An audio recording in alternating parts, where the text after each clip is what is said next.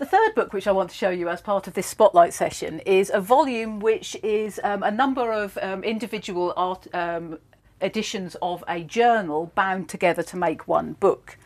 So the journal in question is All the Year Round, which was edited by Charles Dicken, and this book contains the Christmas editions of All the Year Round for 5 years, the years 1863 to 1867.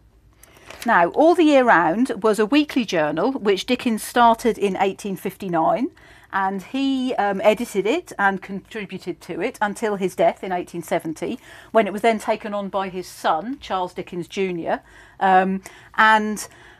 It was a journal that in its weekly edition included fiction and non-fiction, so there was some journalism in there, there was news in there, but there was also fiction, mostly in the form of the serialisation of novels, and some of Dickens's own novels are in there. So the first edition, the very first issue of All the Year Round included the first part of A Tale of Two Cities.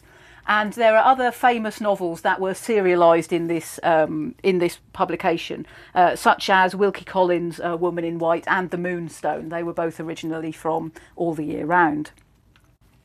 So All the Year Round ran in a number of series. The first series ran from 1859 to November 1868. So these 5 Christmas editions are the last 5 Christmas issues of the first series of All the Year Round. Now, the Christmas issue, as it was with a number of journals at the time, was somewhat different from the weekly edition. In this case, it was twice as long as the weekly edition, and also it contained self-contained stories, rather than a part of a serialisation of a novel. So the Christmas editions were often quite popular because they had stories that you could read the whole thing, you would get to the end of it, you didn't have to wait for the next week to get the next part of it. And All the Year Round, these Christmas editions, they are basically short stories that are tied together by some kind of framework. Now, some of them were written by Dickens, many of them were written by other authors. In many cases, those authors are not named.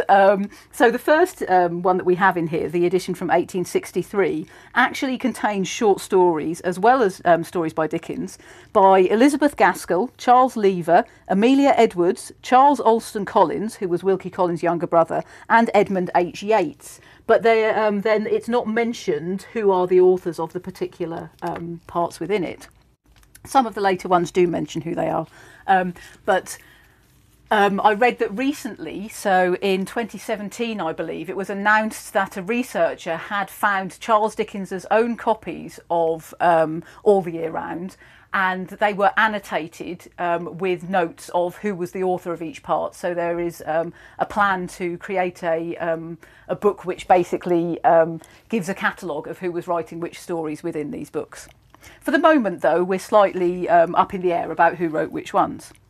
So the first one that's in here, as I say, the one for 1863, is called Mrs. Lirriper's Lodgings. And so that's the kind of the hook on which the individual stories are tied. 1864 is Mrs. Lirriper's Legacy. 1865 is Dr. Marigold's Prescriptions, which includes various short stories, including To Be Taken with a Grain of Salt, or The Trial for Murder, which is one of the more well-known of the stories. And the Christmas edition for 1866 is called Mugby Junction, and that includes, if I can find it, Mugby Junction, here we are. On page 20 of Mugby Junction, we get the start of a story called Number 1 Branch Line, The Signal Man, which is a particularly spooky ghost story, which some people may remember. It was filmed in 1976 as one of the ghost stories for Christmas, starring Denham Elliott as the signalman of the title. So included within these are stories of various types, but they do somehow quite often tend towards the tradition for spooky stories. And it's well known that There has been a tradition for telling ghost stories at Christmas for many centuries. It was particularly prevalent in the Victorian period, and Charles Dickens was one of the kind of key figures in popularising this. He often published ghost stories around Christmas time with the intention that they would be read as a kind of joyful thrill for families when they were all gathered together to celebrate Christmas. So these books, these publications of these journals are very much in the tradition of the Victorian Christmas. Now this particular book, I did a little bit of research onto it.